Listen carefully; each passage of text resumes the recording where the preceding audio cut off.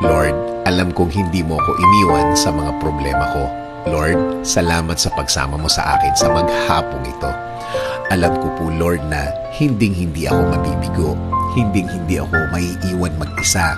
Alam ko, Lord, na tutulungan mo ako.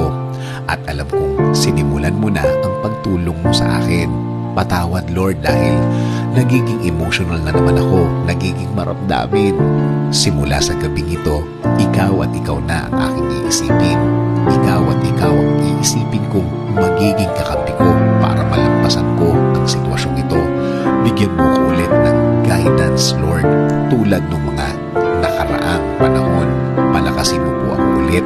Bigyan mo po ako ulit ng lakas. Bigyan mo po ako ulit ng suporta para malampasan ko ang mga problema.